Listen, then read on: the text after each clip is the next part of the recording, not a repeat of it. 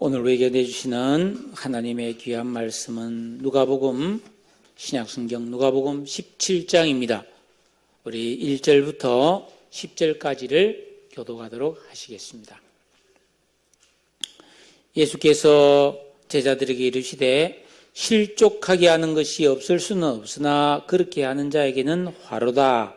그가 이 작은 자 중에 하나를 실족하게 할진대 차라리 연장의 뿔이 그 목에 매어 바다에 던져지는 것이 나으니라. 너희는 스스로 조심하라. 만일 내 형제가 죄를 범하거든 경고하고 회개하거든 용서하라. 만일 하루에 7번이라도 내게 죄를 지고 7번 내게 돌아와 내가 회개하노라 하거든 너는 용서하라 하시더라. 사도들이 주께 여짜오되 우리에게 믿음을 더하소서 하니 주께서 이르시되 너희에게 그같이 하나님만 믿음이 있었더라면 이 뽕나무라도 우리가 뽑혀 바다에 심기어라 하셨을 것이요 그것이 너희에게 생성하였으리라. 너희 중 누구에게 밭을 갈거나 양을 치거나 하는 종이 있어 밭에서 돌아오면 그들어 곧 와 앉아서 먹으라 말할 자가 있느냐? 도리어 너로 내 먹을 것을 준비하고 때를 띠고 내가 먹고 마시는 동안에 수종 들고 너는 그 후에 먹고 마시라 하지 않겠느냐. 명한 대로 하였다고 종에게 감사하겠느냐? 이와 같이 너희도 명령받은 것을 다 행한 후에 이르기를 우리는 무익한 종이라 우리가 하여야 할 일을 한 것뿐이라 할지니라. 아멘. 할렐루야. 좋은 믿음은 어떤 믿음일까요? 하나님이 기뻐하시고 상 주시는 믿음은 어떤 믿음일까요? 바르게 믿는다는 것은 어떤 것일까? 우리는 평생 믿음으로 살아야 되잖아요. 그러니까 이것을 항상 생각해서 정말 제대로 믿어야 후회가 없고 믿음의 유익과 복을 다 풍성하게 누리게 될 줄로 믿습니다. 성경에는 우리의 믿음 생활을 말씀을 배우고 순종하고 기도하는 것이라고 말하고 있어요. 특히 기도에 대해서 여러분과 한 가지 나누고 싶은 말씀은 참 많은 기도에 대한 놀라운 말씀이 있는데 그중에서 시편 116편 1절에 보니까 여호와께서 내 음성과 간구를 들으심으로 내가 그를 사랑하는도다. 여러분 우리가 조용히 생각하며 마음으로 기도한 것도 중요하죠. 주님은 아시죠? 그렇지만 우리가 입술을 내어 소리 내어 기도하는 것은 참 좋은 기도입니다. 여러분 우리가 그리스도인으로서 아무도 방해받지 않는 시간과 장소에서 조용히 입술을 열어서 하나님 아버지 하면서 이런 일 저런 일을 기도하는 성도의 그 삶은 얼마나 아름다운 것이에요. 저 서아프리카 국경 지역에 선교사님이 그 부족들에게 전도를 해서 그 부족 및 전체가 예수 믿는 작은 마을이 있습니다. 그 부족들은 힘을 모아서 이렇게 나무를 베어다가 작은 교회를 하나 지었습니다. 그러니까 온 마을 사람들이 모여서 거기서 예배를 드렸는데 우리가 좀 기도할 수 있는 조용한 장소를 하나 만들자. 그래서 그 교회에서 조금 떨어진 숲속에다가 조용히 기도할 수 있는 오두막을 하나 만들었어요. 사람들은 처음에 그 장소에서 기도하니까 너무 좋아서 너도 나도 열심히 그 오두막으로 기도를 하러 다녔는데 얼마 안 되어서 그 오두막으로 가는 숲속에 오솔길이 생겼어요. 사람들이 계속 그 길을 왔다 갔다 하니까. 근데 시간이 지나자 점점 기도하는 사람이 줄어들고 그 오두막으로 가는 사람이 적어지자 금방 잡초가 나서 길이 보이지 않게 되었습니다. 근데 사람들은 한 가지를 깨달았어요. 우리가 열심히 그 기도하는 오두막으로 왔다 갔다 하면서 길이 나 있을 때와 잡초가 무성하게 자라서 길이 안 보이도록 기도를 안 했을 때와 자신들의 삶이 다르다는 것을 깨달았어요. 기도를 안 할 때는 왠지 마을에 어려운 일이 생기고 사람들이 갈등을 하고 싸우고 근심하고 염려한 일이 많이 생기더라는 거죠. 그래서 우리 기도 많이 해야 되는구나. 그래 생각해서 열심히 다시 기도를 하기 시작했어요. 그러다가 어쩌다가 또 좀 기도를 안 해서 또 길에 잡초가 나기 시작하면 큰일 났다 하면서 그 잡초를 밟으면서 기도를 하러 다녔어요. 그 마을에서는 누군가가 얼굴에 근심이 있어 보이고 어려운 일을 만나면 형제여, 기도의 오솔길에 잡초가 지금 자라고 있네요. 그렇게 말하면 하고 기도를 하러 갔다는 거예요. 여러분, 이 실화인데 그렇다면 나의 기도의 오솔길은 어떤 상태에 있을까? 자주 기도를 다녀서 오솔길이 선명하게 보일까? 아니면 잡초가 우거져서 길이 없어졌을까? 성도의 오늘의 삶은 어제의 한 기도의 결과입니다. 기도하면 하나님은 들으십니다.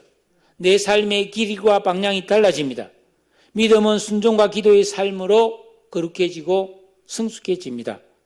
내 믿음의 확신과 은총이 선명해지는 길은 올바른 신앙생활밖에 없습니다. 예수께서는 이 땅에 33년간 머물러 계셨잖아요. 아기로 태어나서 30세가 될 때까지는 가정에만 머물러 있었어요. 그리고 30세가 이르러서 3년간 전도를 하러 다니면서 복음을 전했습니다. 그리고 예수님은 그 3년의 공생의 기간이 거의 끝나갈 즈음에 제자들을 보고 아직도 믿음이 없구나. 그런 생각해서 이 제자들의 믿음을 바르게 세워주고 싶었습니다. 제자들은 예수님과 3년 가까이를 같이 먹고 자고 생활하면서 말씀을 배우고 수많은 이적들을 보았습니다. 또 제자들도 예수님께서 주신 권능을 힘입어서 귀신을 쫓아내기도 하고 병을 앓고 있는 환자들의 질병을 기도로 고쳐준 적도 여러 번 있었어요. 그렇지만 이 제자들은 여전히 참된 믿음을 제대로 이해하지 못했으며 하나님 나라에 대해서 오해를 하고 있었어요. 이런 제자들에게 예수님께서는 오늘 이 말씀을 통해 참된 믿음이 뭐냐? 진정한 믿음의 원리에 대해서 가르쳐주고 계십니다. 여러분, 우리가 살고 있는 이 세상에서 과거로부터 지금까지 벌어지고 있는 사건들을 한번 보십시오.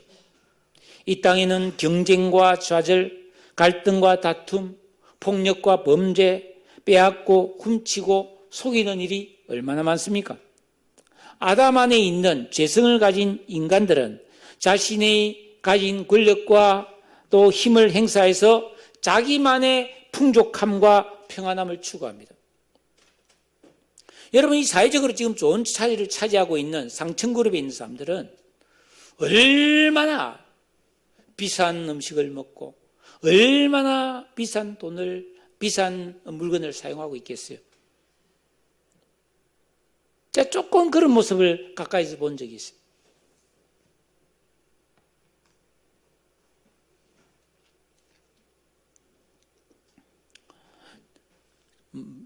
권력과 힘을 가진 사람은 더 많은 것을 누리고 싶어 하기 때문에 필연적으로 연약한 사람들에게 고통과 슬픔을 주게 되어 있습니다. 그러나 예수님과 구원받은 참된 믿음을 가진 성도는 다르게 살아야 됩니다. 자신의 권리와 편안함을 좀 포기하더라도 다른 사람에게 고통과 슬픔을 줘서는 안 됩니다.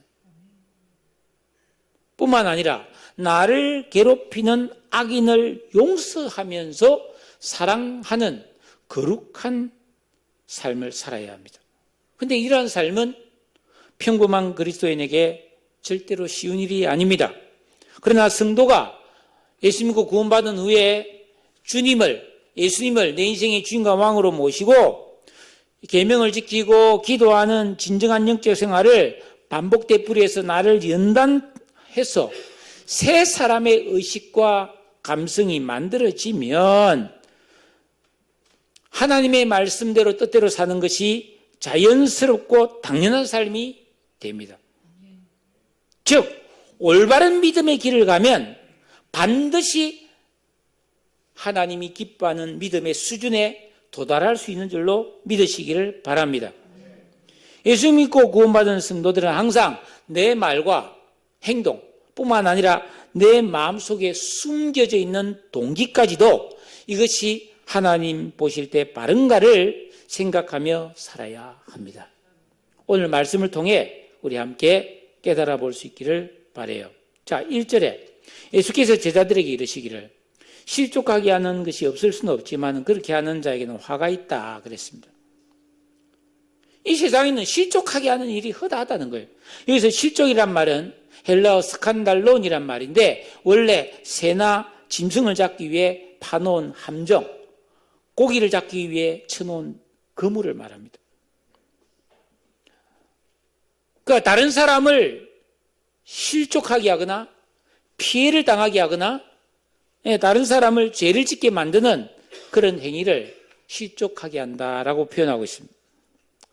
신실한 믿음을 가진 성도라 할지라도 우리는 무의식 중에 혹은 때로는 고의로 다른 사람을 실족하게 하는 경우가 있습니다. 예를 들어서 내가 예수 믿는데 여기 목사인데 길 가다가 침을 탁 뱉었다. 휘지를 아무 데나 버렸다. 지나가던 사람하고 시비가 붙어서 멀고 사거리에서 멱살잡이를 하고 치고받고 코피 터지고 싸웠다. 그럼 여러분이 만약 그 모습 봤다면 은혜가 되겠어요? 아이고 저 교회 못 나가기도 그럴 거 아니에요? 아이고 교회 안 나갈란다. 나는 중요한 일이 있어서 지금 싸우는 거예요. 싸울 만한 이유가 있어서.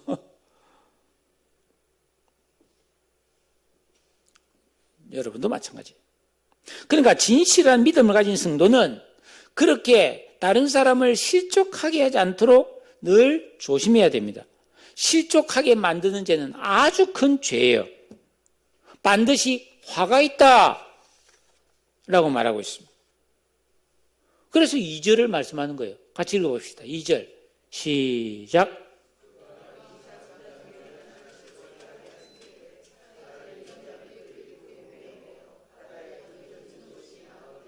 여기서 작은 자는 어린아이일 수도 있고 힘이 없고 가난한 믿음이 부족한 그런 사람을 말합니다. 이런 작은 자 중에 하나를 내가 실족하게 하면 무서운 심판을 받게 된다. 그러므로 그렇게 실족하게 하는 죄를 지어서 하나님의 심판을 받는 것보다는 차라리 맷돌을 목에 달고 바다에 그냥 던져져서 죽는 게 더 낫다 이 말.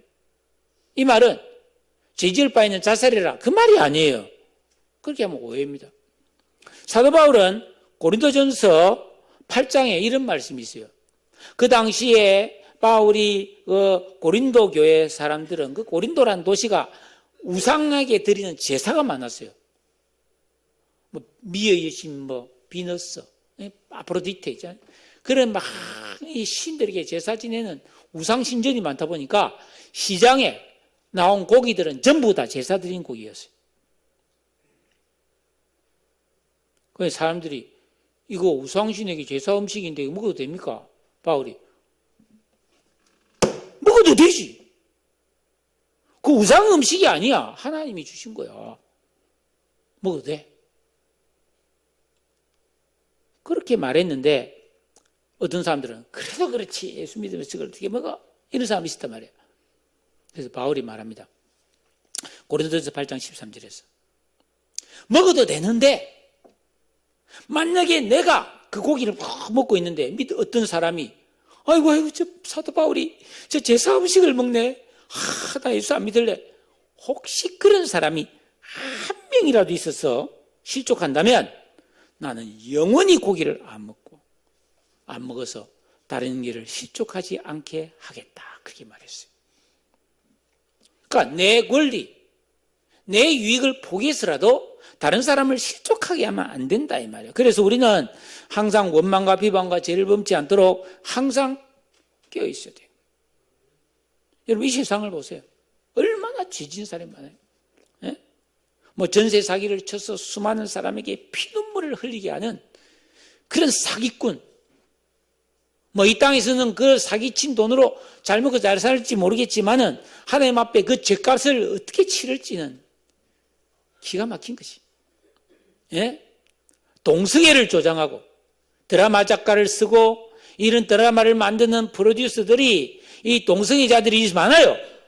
그래서 막 잘생긴 남자 둘이를 막 영화 배우로 출연시켜가지고 막 둘이 눈물이 쑥 빠지도록 막 애틋한 사랑을 해서 막 이별해서 눈물을 줄줄 흘리고, 그래서 동성애가 좋은 것처럼 싹 꾸며서 사람들에게 동성애를 조장하는 이런 못된 것들, 마약을 퍼뜨려서 중독시켜서 비싼 값에 팔아 떼돈을 벌려는 이 인간들, 주가를 조작하고 가짜뉴스를 퍼뜨리고 불량식품을 속여서 팔고 학교폭력, 가정폭력, 학대와 차별을 일삼는 죄악, 반드시 화를 받게 될 것입니다. 그러면 안 되죠. 신앙은 하나님의 은혜요 사랑으로 하는 거지만 하나님의 심판, 죄를 두려워해야 되는 거예요. 그래서 3절에 너희는 스스로 조심해라 그랬어요. 만일 너의 형제가 죄를 범하거든 경고하고 회개하거든 용서해라. 여러분, 예수 믿고 구원받은 성도가 신앙생활을 잘하고 있을지라도 항상 내가 누구를 실족하면 안 된다, 실족시키면 안 된다고 스스로 자기를 돌아보고 조심해야 돼요. 함부로 말하고 함부로 행동하고 비방을 잘하고 원망을 잘하고 그러면 안 되는 거예요. 동시에 어떤 사람이 나를 실족하게 만들었다면 어떻게 될까요? 우리는 다른 사람 실족하지 않도록 정말 조심해야 되는데 어떤 사람이 나를 실족하게 했어요. 어떻게 저럴 수가 있을까 하고 내로 하여금 진짜 믿음이 실족하게 만드는 그런 사람이 있다면 우리는 어떻게 해야 되냐? 경고해라고 되어 있어요. 이 경고란 말은 엄히 꾸짖으라는 뜻이에요. 그렇게 하기 쉽지 않죠. 예를 들어서 제가 목사일지라도, 예를 들어서 어떤 우리 집사님이나 권사님이 나쁜 짓을 해. 집사님 안 돼요. 그렇게 하지 마세요. 그거는 죄입니다. 이렇게 말하기가 쉽지 않습니다. 근데 이제부터 그렇게 하려고요. 성경에서 해라 하니까. 왜 그렇게 해야 되는가? 그 죄를 짓는 것을 모른 채 하거나 그냥 내버려 두어서 그 사람이 큰 화를 당하도록 버려두는 것은 사랑이 아니잖아요. 여러분, 우리 어린 자녀가 잘못된 길을 가고 가게에서 껌을 하나 훔쳤다. 야! 이 도둑놈이야! 너 경찰에서 갈래? 데리고 와서 물어주고 야단을 쳐서 꾸짖어서 못하게 해야지. 그래, 껌 하나는 괜찮다 이러면 나중에 소도둑 되겠지.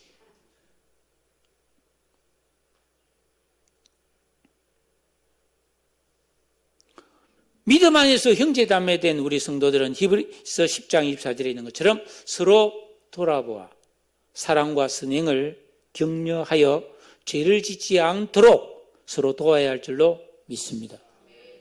그런데 저한테 걸리지 마세요. 여러분들도 서로 걸리지 마시기를 축복합니다. 아멘을 안 하네. 그렇게 하지 마시기를 축복합니다. 근데 이제 제가 어떤 사람 보고, 여러분도 마찬가지요. 죄 짓는 형제를 보고 그거 하지 마세요. 그거 죄입니다. 하나님 기뻐하지 않아요. 그만두세요. 이렇게 꾸짖었는데 다행히 그 형제가 회개를 하면 용서해 주라고 되어 있어요. 이 성경 있잖아요. 4절에 같이 한번 읽어볼까요? 시작.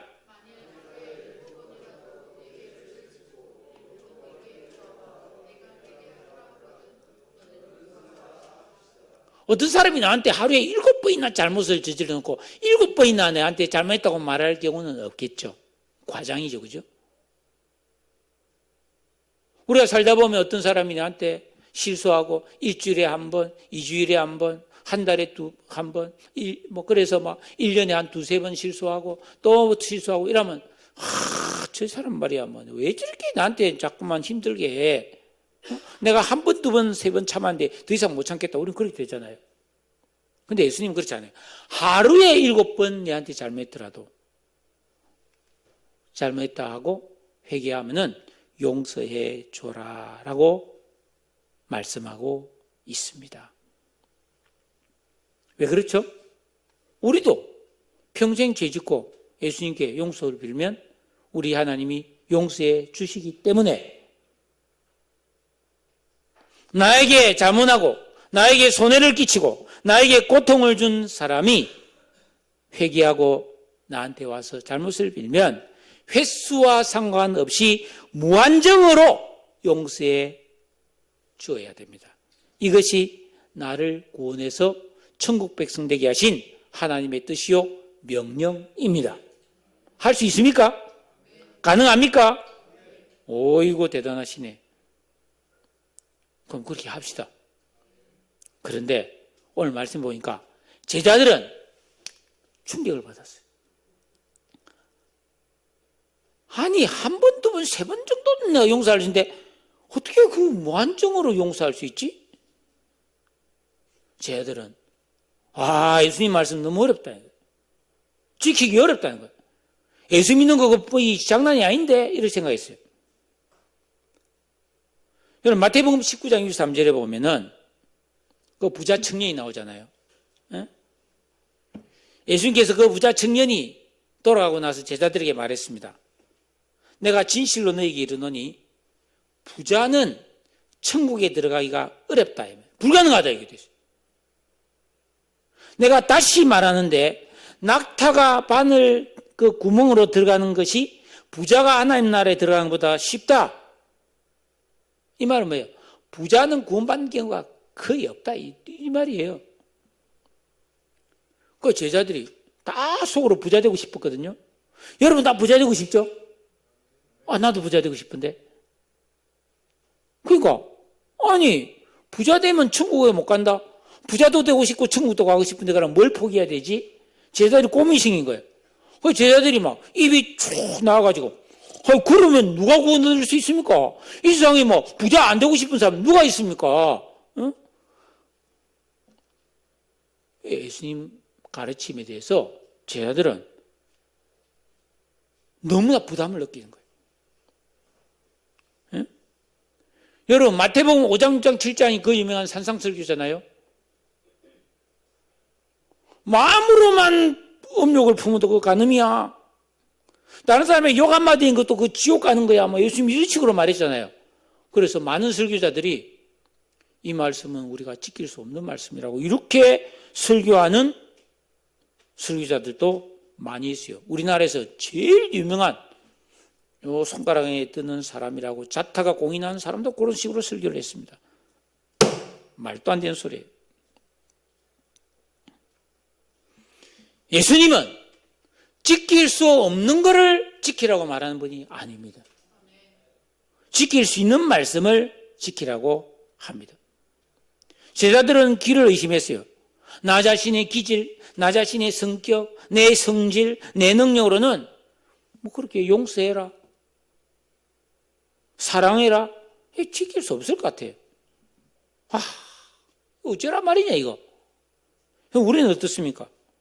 우리도 성경에서 주님이 이렇게 하라 저렇게 하라는 말씀을 온전히 순종하는 것이 거의 불가능합니다. 원래 하나님이 창조한 인간은 너무나 탁월한 존재이기 때문에 충분히 그렇게 살 수 있었는데 그 선악과 따먹고 여러분 죄를 짓고 난 다음에는 우리 안에 이 옛사람이 만들어져서 악한 인격과 지각과 감성이 가동되고 있고 육체가 되어버렸기 때문에 절대로 순종이 안 되는 게 당연한 거죠. 그런데 안 되는데 주님은 자꾸 해라는 거예요. 이거 어떻게 해야 될까요? 제자들이 고민을 하다가 예수님을 찾아갔어요. 5절입니다. 사도들이 주께 여짜오되 우리에게 믿음을 더하소서. 제자들은 예수님 말씀이 자꾸 부담이 되고 그거 어떻게 지켜? 그거 도저히 못 지키겠는데 이렇게 생각이 드는 이유가 믿음이 부족해서라고 생각을 했습니다. 그래서 예수님께 찾아가서 예수님 우리에게 믿음을 좀 더해 주세요. 이 말은 무슨 뜻이냐면 우리가 믿음이 전혀 없는 사람도 아니고 믿음이 좀 있잖아요. 어떤 사람은 50%, 어떤 사람은 70%, 80%, 어떤 사람은 90% 있는데 그래도 믿음이 100에는 모자라니까 그 해결책으로 주님이 우리에게 믿음을 더해 주시면 내가 말씀대로 순종할 수 있지 않겠습니까? 그럼 우리도 그렇게 기도하잖아요. 주여 내게 믿음을 주옵소서. 더 큰 믿음을 주옵소서. 더 잘 믿고 싶습니다. 이렇게 기도하잖아요. 근데 그 잘못된 기도예요. 앞으로 그런 기도하지 마세요.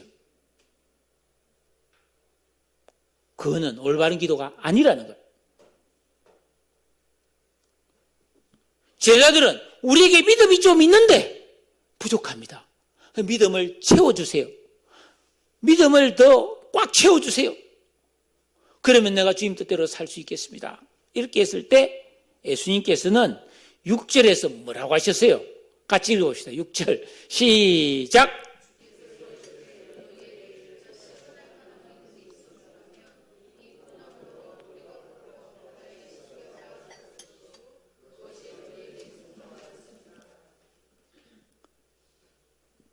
여러분 겨자씨가 모든 씨 중에 가장 작은 거라는 걸 우리 다 알고 있잖아요.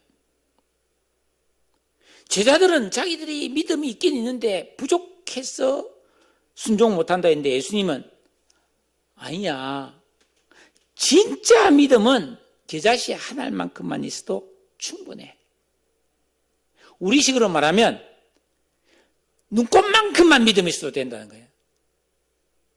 병아리 눈물만큼만 있어도 된다는 거예요. 쥐꼬리만한 믿음만 있어도 충분히 순종할 수 있다는 거예요. 근데 예수님은 그런 무생물을 말한 게 아니고 생명 가진 씨앗으로 지금 비유를 하고 있습니다. 그러니까 진정한 믿음이라고 하는 것은 분량을 따지기 이전에 생명력이 있는 살아있는 믿음이라 해야 된다는 것입니다. 그런 믿음만 있으면 뽕나무가 뿌리채 뽑혀서 바다 한복판에 가서 심지라고 해도 그대로 그것이 가능해진다는 것입니다. 여러분 팔레스타인 지역의 뽕나무는 우리가 잘 아는 삭개오가 뽕나무에 올라갔잖아요. 가로수예요. 가로수인데 보통 10년, 15년, 20년, 30년 넘게 한 거예요. 그래서 나무 높이가 15m, 20m 되고 폭이 4, 5m 되는 큰 거목이에요. 거목. 이 거목인데 그 거목을 여러분 뿌리채 뽑으려면 쉽겠습니까? 절대 어렵죠. 여러분 치가 하나 캐기도 얼마나 어려운데. 가로수 요 정도 앞에 나무도 뿌리 뽑으려면 여러분 우리가 막 꽃게이 들고 뽑아라면 못 뽑을 사람이 많아요. 하루 종일 땅 파도 못 뽑아요. 그죠? 근데 막 몇십 년 돼서 막 뿌리가 깊이 내려있는 막 우람한 그런 나무의 뿌리를 어떻게 뽑아냅니까? 그리고 뽑았다 칩시다. 근데 그걸 들고 가서 바다 한복판에 가서 파도 치는 바다 한복판에 심는다는 거 이건 더 어려운 일이지. 이 말씀은 인간의 힘과 능력으로 절대 불가능한 일도 참 믿음이 있으면 얼마든지 가능하다는 사실을 예수님이 가르쳐주는 비유의 말씀이에요. 그렇잖아요. 우리가 성경을 보면은 홍해가 갈라지고 마지막 10가지 재앙이 내려오고 애굽 사람들은 죽고 막 망하는데 이스라엘 사람들은 멀쩡하고 요단강이 갈라지고 여리고성을 막 뱅글뱅글 돌았더니 막 그 돌로 만든 여리고성이 무너지고 예수님은 뭐예요? 파도 치는 바다를 잠잠하게 하고 물고기 보리떡 5개 물고기 2마리로 5,000명을 먹이고 죽은 사람을 살리고 중풍병자를 고치고 소경을 치료하고 뭐 얼마나 많은 일들이 일어났어요. 아브라함은 100세에 아들을 낳고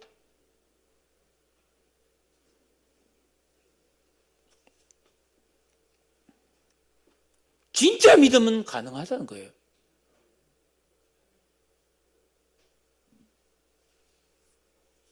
예수님께서 이런 말씀을 했을 때 제자들은 더 충격을 받아버렸어요. 자기들 믿음 있다는데 너희들 믿음 없어. 진짜 믿음은 제자 시작할 믿음만 있어도 되는데 너희들이 지금 믿음이 없다고 말하고 있단 말이에요. 얼마나 기가 막히겠어요. 그러니까 제자들이 막 절망이 되는 절망이. 왜 예수님이 이렇게 말씀하셨을까요? 제자들이 낙심합니다. 근데 지금 예수님이 가르쳐주는 진리는 뭡니까? 제자들이 우리에게 믿음이 부족하다는 그 생각. 예수님이 저 말씀, 용서하라는 말씀, 사랑하라는 말씀, 이 말씀 자체가 지키기 어렵다고 하는 그게 자체가 불신앙이라는 거예요. 주님은 지킬 수 없는 말씀을 절대로 하라고 하지 않는다는 것입니다. 누구나 예수 믿고 구원받은 성도가 맞다면 말씀대로 용서도 할 수 있고 사랑도 할 수 있고 순종할 수 있다는 것입니다. 그러면 여러분, 우리도 그렇게 생각하잖아요. 제가 자꾸 계명 지키를 하는데 와, 목사님 너무 힘들다, 너무 부담된다, 이런 사람 좀 많이 들었습니다.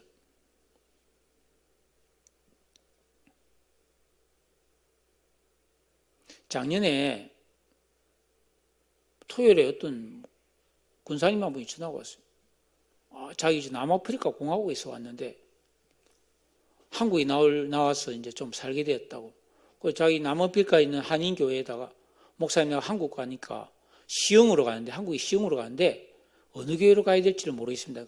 그 남아프리카에 있는 목사님이 그 월곶에 있는 교회를 다 조사해보고 서희 왕성교회를 가라 했다는 거예요. 그리고 그분이 나한테 전화가 왔어요. 그럼 모셔왔어요. 우리 교회 잘 나왔어요.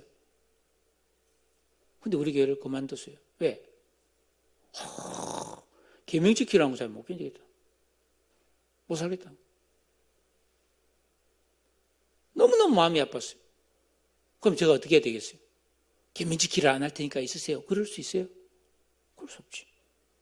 가슴에 눈물을 흘리면서 그런데 보내드렸죠. 여러분, 하나님 말씀대로 살 수 없다. 사람이 어떻게 그 길을 살아?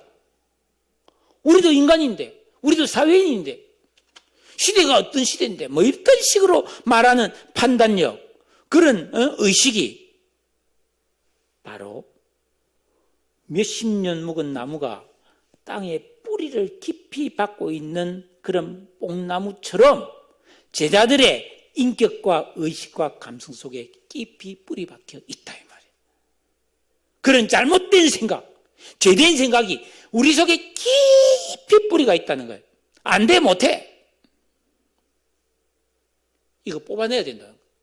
근데 뽑기가 어려운데, 진정한 믿음은 겨자씨 안 할 만한 진짜 믿음이 딱 생기면 그런 것들이 쑥 뽑히 나온다. 쑥 뽑히 나온다.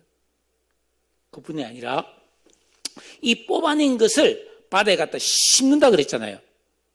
여러분, 바다에 다리 놓으려면 얼마나 힘들어요. 우리 인천 가는 거, 인천공항 가는 이거 막 바다 위에 인천대교 있는데 그거 할 때 수조 원이 들었잖아요. 막 큰 배가 와서 막 첨단 공학과 장비가 와서 막 수년 동안 막 거기다가 말뚝을 박아가지고 그렇게 다리를 만들어서 겨우 저렇게 다리를 박았는데 어떻게 나무를 받아먹고만 심을 수 있냐 말이에요. 사람이. 그러나 참된 믿음은 불가능이 없다는 거예요. 여러분, 우리는 하나님이 시험할 때 하나님의 전능하심을 믿는지를 시험합니다. 하나님을 내 목숨을 다해 사랑하고 무슨 말씀을 하시는지 즐겁게 순종하면서 하나님을 기쁘시게 하는 이 세 사람의 의식, 지혜, 지식, 명철, 세 사람의 그런 감정, 지각, 이런 것들이 참 믿음만 있으면 파도 치는 바다보다 더 힘든 내 마음속에 그런 참된 믿음이 심어질 수 있다는 거예요. 할렐루야. 우리 속이 막 태풍이 몰아치는 바다랄지라도 그 믿음의 능력은 우리 안에 정말 참된 믿음과 지혜가 심겨질 줄로 믿으시기를 바랍니다. 그랬을 때 30배, 60배, 100배의 열매를, 인생의 열매를 맺고 포도나무가 가지가 포도나무에 붙어 있을 때 많은 열매를 맺는 것처럼 우리 인생의 열매를 맺고 아브라함처럼 하나님의 벗이 되고 장성한 성도가 될 수 있는 것이죠. 성도는 이런 믿음의 사람이 되어야 된다는 거예요. 근데 제가 여러분 이런 믿음의 사람이 되시기를 바랍니다. 그럼 어떡해? 어쩌란 말이요? 거기 되고 싶은데 어쩌란 말이요? 예수님은 친절하게 그 방법을 지금 가르쳐주고 있어요. 어떻게 해야 될까요?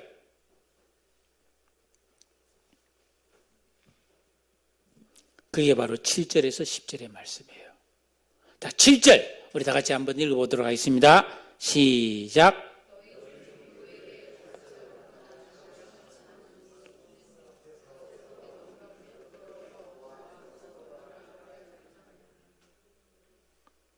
자, 어느 집에 종이 한 명 있어요. 이때 종은 이게 그냥 뭐 요즘 말하는 일꾼이 아니라 노예입니다. 노예. 노예는 사람이 아니에요, 사실.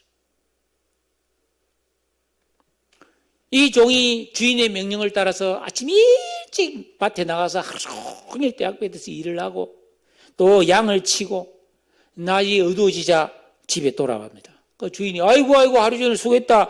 너 이리 와서 이제 씻고 밥 먹고 푹 쉬어라. 그런 주인이 없단 말이에요. 노예는 그렇게 하는 게 아니에요. 노예는 그렇게 고생하고 왔는데도 계속 집에 오면 또 일을 해야 되는 거예요. 이거 시키고 저거 시키고 뭐 이거 해라 저거 해라 뭐 하고 막 주인이 막 잘 때까지 계속 부르면 와서 심부름 해야 되는 거예요. 그게 노예입니다. 밤늦게까지 막 노예가 막 진짜 막 고생을 많이 했어. 그 주인이 야 하루 종일 진짜 네 고생 많았다. 고맙다. 그래 말하지도 않는다는 거예요. 당연한 거예요. 당연히 노예는 그래야 되는 거예요. 날마다 죽을 때까지. 종도 마찬가지예요. 자기가 노예면 주인이 시킨 대로 다 했다고 해서 내가 시킨 대로 했으니까 주인이 내한테 좀 사례비를 줄라나? 그런 생각을 꿈에도 안 한다는 거예요. 당연히 나는 노예니까 주인이 시킨 대로 해야지 뭐. 하기 싫어도 해야지 뭐. 어쩔 수 없이 라도 해야지 뭐. 부득불 해야지 뭐. 그게 종의 삶이라는 겁니다. 왜 주님이 이런 말씀을 할까요? 예수 믿고 구원받은 성도는 하나님을, 예수님을 내 인생의 주인과 왕으로 모시면서 나는 신하고 나는 종이라고 생각해야 된다. 그게 신앙의 출발이에요. 그래서 어명이요 이러면 막 예 하고 무조건 들어야 되잖아요. 우리 조선시대 사극 보면 막 제도 없이 막 귀양 가 있는데 막 어명이요 하면서 막 이 사약을 받아라 그러면 막 상감마마 만숨광화 없어서 하고 세 번 절하고 하고 죽잖아요. 안 그래요? 어명이니까 따르는 거예요. 그러니까 예수 믿고 구원받은 성도는 주님을 내 주인과 왕으로 모시고 무슨 말씀을 하시든지 순종을 해야 된다. 그게 이해가 안 되든지 그게 나한테 유익이 없든지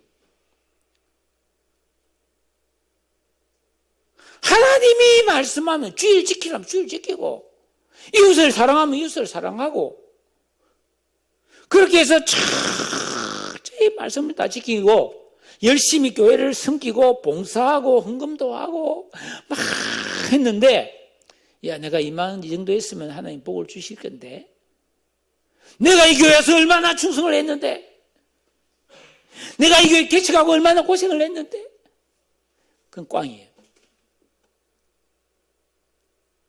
내가 할 거 다 하고 막 열심히 하고 최선을 다하고 막 쉬지도 못하고 막 고생을 하겠지만 뭐라 그랬어요?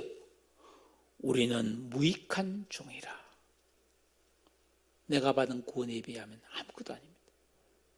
주님이 내게 베푸신 은혜에 비하면 아무것도 아닙니다 하고 생각하는 이런 종의 정신이 투철한 사람, 딱 그렇게 됐을 때 겨자씨 안 할 만한 진짜 믿음이 탁 하고 생긴다는 거예요.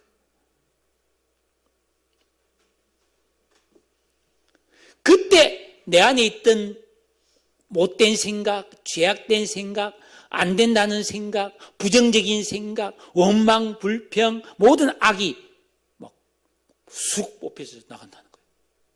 길가 돌밭 가시밭이 확 그냥 다 벗겨지면서 내 안에 뭐야? 새 사람의 의식이 심겨지고 막 지혜가 심겨지고 막 하는 거룩한 마음이 막 심겨지고 막 사랑이 막 심겨지고 막 희락과 화평과 오래 참음 막 이런 열매가 막 주룩주룩 맺히고 막 엄청나게 막 내 마음에서 막 역사가 일어나 버린다는 거예요.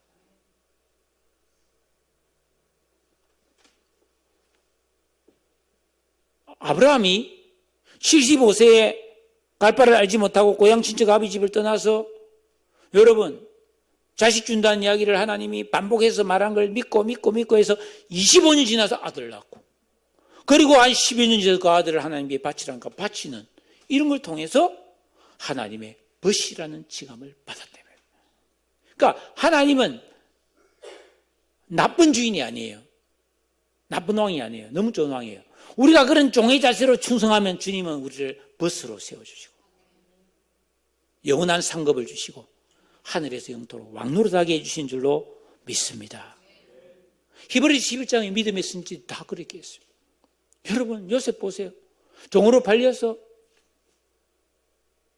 억울하게 감옥에 갇히고 그런데도 끝까지 순종하고 기도하고 그래서 뭐예요? 총리가 되고 위대하게 쓰임받잖아요. 다윗도 말이에요. 그렇게 죄 없이 쫓겨다니고 도망다니는데도 하나님을 의지하고 믿고 순종하고 그래서 위대한 왕이 되잖아요. 여러분 이 세상에서 학생이 공부 잘하려면 대충 놀 것 안 놀고 안 됩니다. 진짜 공부 잘하려면 명절도 없어요. 생일도 없어. 그냥 주구장창 공부해야지 공부 잘하는 거예요. 예? 피아노를 잘 치란다. 조성진, 임윤택인가 예? 세계적인 선수들 밥만 먹고 이것만 치는 거예요. 어제 뉴스 보니까 우리 신유빈이라는 조그만 여자애가 다 탁구 치는 애가 세계대회 결승전에 올라갔어요.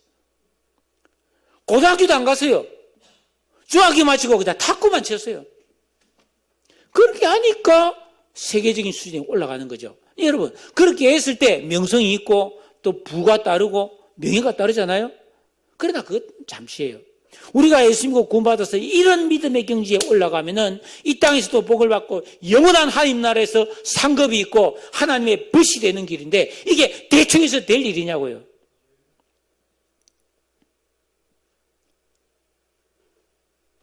바둑 선수 우리 잘 아는 조훈영 같은 사람, 이창호 같은 사람, 초등학교도 안 가고 일본으로 가서 바둑만 둔 사람이에요.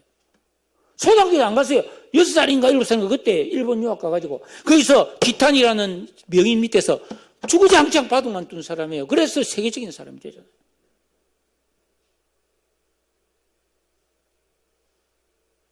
예수 믿고 구원받은 우리는 다 그만두고 이것만 해라고 하나님 말씀하지 않았어요. 우리가 가정생활도 하고 직장도 다니는데 이걸 내 삶의 우선순위에 두고 이기에 계명을 지키고 순종하는 일에 선신해라.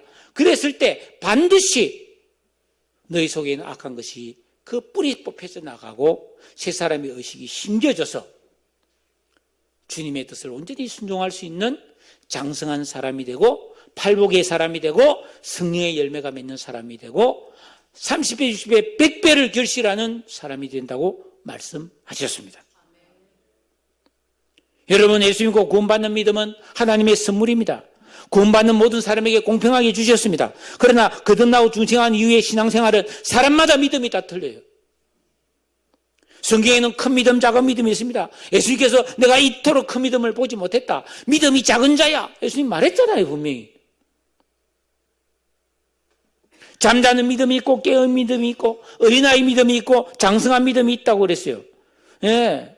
여러분 하나님의 은혜로 택함받아 구원받은 성도의 진정한 신앙생활의 방향과 목적은 이렇게 거룩한 새 사람이 되는 거예요.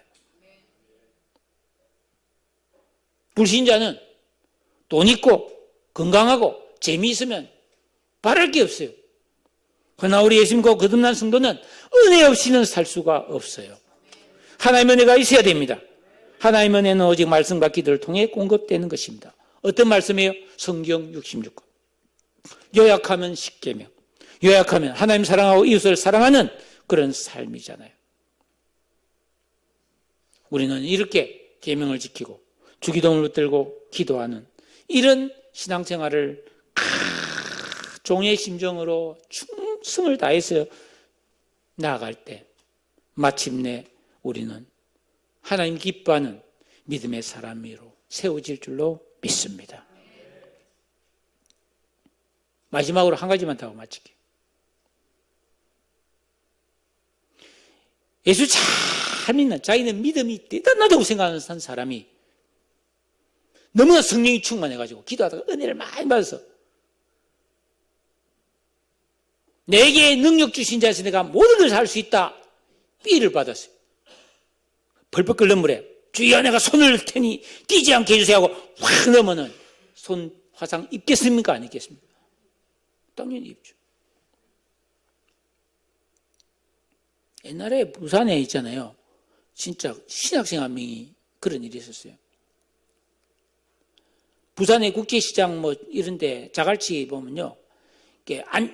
하반신이 없는 사람이 타이어를 막 그 하반신에 감고 막 기어다니면서 있잖아요. 막 그 해충약 이런 거 있잖아요. 막 면봉 이런 거 파는 사람이 있어요. 막 산송가 틀어놓고. 예? 신학생이 사도행전 3장에 안전병이 일으킨 은혜를 받아가지고요. 그 사람 일으키러 갔어요. 그 사람 많은 데서 안 되면 미안하니까 그 사람한테 돈을 주고 나 좀 따라오라고 구석으로 데리고 가서 골목으로. 내가 나사렛 예수 이름으로 명하노니 일어나 걸으라 하는데 되겠어요? 안 되겠어요? 안 되지. 골목에 들어가서 뭘 하겠다는 거예요?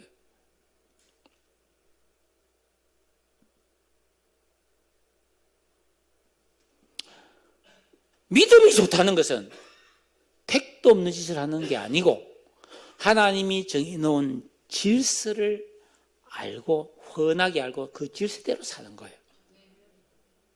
여러분들은 날이 더우니까 반팔을 입었잖아요. 겨울에는 따뜻한 옷을 입잖아요. 그 계절, 하나님이 창조 나흘째 되는 날 만들어 놓은 창조 질서에 따라 계절이 지금 변화되는 게예요. 우리는 그 계절의 질서대로 살고 있잖아요. 마찬가지로 이 계절을 있게 하신 말씀 그 자체, 이 말씀의 원리를 우리는 따라서 살아야 되는 거예요. 그게 무슨 말씀하시든지 순종하는 종의 자세예요. 그래야 기자씨 하나일 만한 진짜 믿음이 생겨서 놀라운 내 인생에 혁명 같은 역사가 일어날 줄로 믿습니다. 이 길이 진정한 성도가 나아가야 될 신앙의 방향이고 목표입니다. 저는 이 말씀을 전할 수밖에 없는 운명을 가진 사람이에요. 내가 목사인데 진짜를 말해줘야지. 여러분이 부담이 되든 뭐 그거는 둘째치고라도 일단 이게 진짜입니다 하고 전해줘야 됩니다. 아마 여러분 부담되실 거예요. 그죠? 아유 목사님 진짜 좀 쉽고 편안한 말씀이면 좋겠는데 이런 생각할 수도 있어요. 저도 알아요. 근데 정확하게 일단 전해놓고 여러분들을 바르게 인도하는, 여러분 길에 팻말이 이리로 가야 저리로 가야 식당이 있습니다. 저리로 가야 은행이 있습니다. 이게 정확해야지. 이걸 잘못하면 아무 때나 하면 안 됩니까? 저는 여러분에게 분명하게 안내자로서, 진리의 안내자로서 여러분에게 이 말씀을 전합니다. 여러분 이 정확한 방향을 알고 믿음의 길을 가셔야 길이 만들어집니다. 변화와 성숙이 있고 상급이 있고 영원한 평안과 기쁨을